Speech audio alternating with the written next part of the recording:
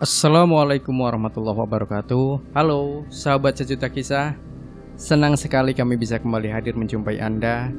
Dan semoga juga Anda terus setia bersama channel kami yang setiap harinya selalu menyuguhkan cerita-cerita misteri untuk Anda simak.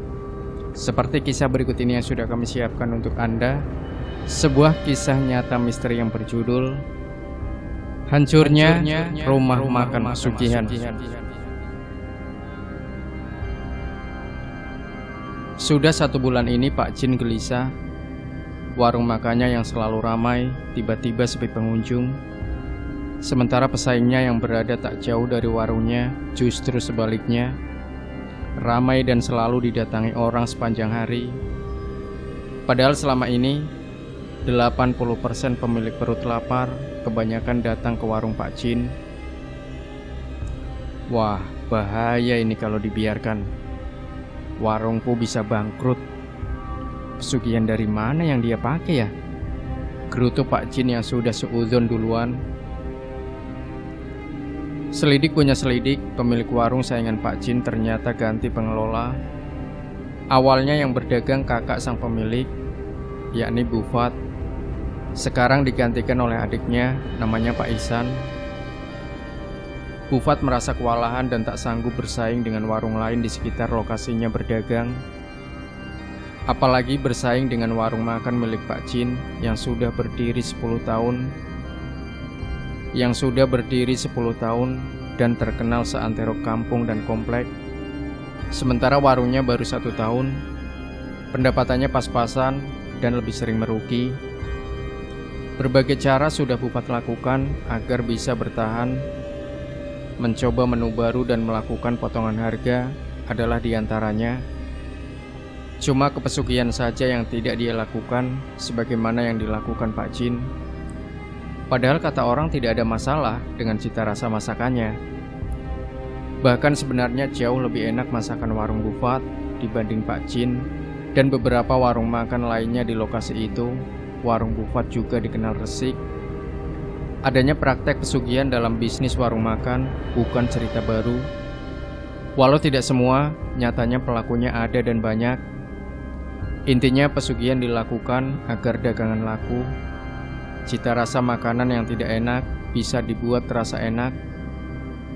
Tempat jualan dan pelayanannya yang biasa saja bisa dibuat terasa nyaman bagi pengunjungnya karena praktek pesugihan. Endingnya agar pengunjung banyak dan cuan terkumpul. Tak ingin terus merugi, akhirnya Bu Fat menyerahkan pengelolaan warungnya kepada Pak Ihsan, adiknya. Pak Ihsan tertarik dan tertantang profit sharing. Kebetulan dia dikenal sukses sebagai pengusaha toko kelontong dan pemasok ayam potong di kotanya. Dia ingin mencoba peruntungan di bisnis rumah makan. Dalam mengelola warung barunya, Pak Ihsan tak banyak melakukan perubahan. Dia menjaga semua aset yang Bu Fat serahkan. Tukang masak dan pelayannya tetap sama.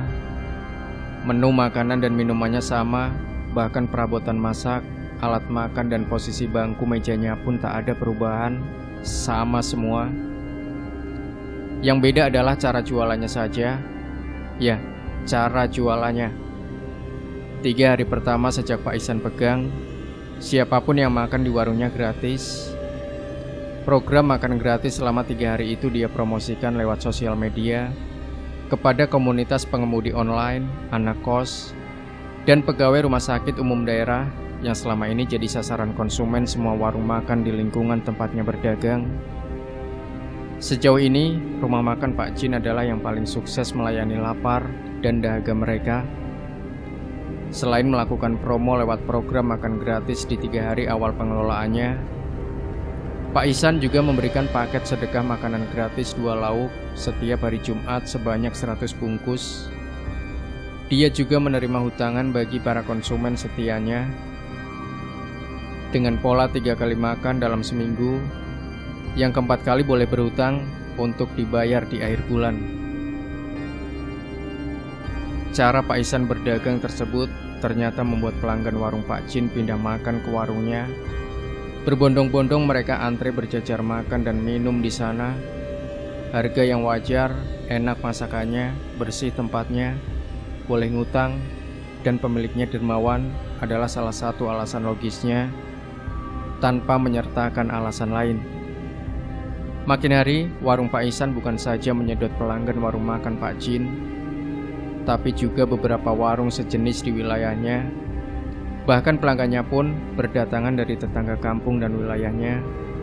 Pokoknya, pamor warung makan Pak Ihsan wangi dan dicari orang. Orang-orang kemudian bertanya bagaimana Pak Ihsan mendapat untung jika cara berjualannya seperti itu. Ketika ditanya, Pak Ihsan menjawab, "Tuhan sudah banyak memberi saya keuntungan lewat berdagang kelontong dan bisnis ayam potong. Warung makan ini adalah lumbung saya bersedekah, berbagi kepada sesama lewat makanan. Kelihatannya memang saya tidak untung, tapi kenyataannya saya bisa membayar gaji dan bonus para pelayan, bisa membeli bahan pokok secara normal. Mereka mungkin tidak tahu dengan cara berdagang seperti ini. Ada saja donatur dan ahli sedekah yang menitipkan uangnya untuk dibelanjakan buat mereka yang sering lapar tapi hidup pas-pasan. Dengan cara seperti ini juga, entah bagaimana bisnis ayam potong dan toko kelontong saya makin berkembang. Alhamdulillah." Itulah kunci sukses Pak Ihsan mengelola warungnya yang ramai. Sementara itu Pak Jin yang merasa warungnya makin sepi pengunjung, tak siap melawan. Dia meratap kepada simbah mentor pesugihannya. "Apa yang harus saya lakukan, Mbah? Warung saya makin sepi. Makanan lebih sering basi dan terbuang. Saya merugi terus. Sementara saingan sering kasih makan gratis." Rajuknya dalam sebuah kunjungan teranyar, ritual dan konsultasi pesugihannya. "Gampang, siapkan saja tumbal berikutnya. Kalau sebelumnya tumbalmu adalah istrimu, sekarang tumbalnya adalah anak dari istri barumu yang baru saja melahirkan. Apakah bersedia?" Respon simbah yang gubuknya nyempil di sebuah lembah pegunungan. "Waduh Mbah, kok harus seberat itu?" "Berat, karena yang dilawan adalah warung makan ahli ibadah dan ahli sedekah. Orang yang berniaganya selalu jujur dan ingat Tuhannya. Lah, kamu. Makanya, demit yang dikirim untuk meladeninya pun harus level ahli perusak perniagaan yang mumpuni. Dan tumbalnya, ya anakmu." Pak Jin sedih dan nelangsa tak ketulungan mendapat jawaban simbah. Dia ingin nekat tapi takut. Akhirnya dia pulang dengan 1000 pikiran buruk, mumet. Dia tak memberi keputusan sampai akhirnya warung makannya bangkrut karena sepi dan roboh karena kebakaran akibat kompor meledak. Pak Jin akhirnya jatuh susah, miskin, sampai akhirnya ia rajin antre paket makanan gratis setiap hari Jumat di warung Pak Ihsan, termasuk ikut program boleh berhutangnya. Dari cerita ini, semoga kita bisa mengambil hikmahnya. Jangan lupa berikan komentar Anda, like, share video ini, subscribe channel Sejuta Kisah, dan kembali nantikan cerita-cerita misteri terbaru dari kami setiap harinya. Sampai jumpa. Wassalamualaikum warahmatullahi wabarakatuh.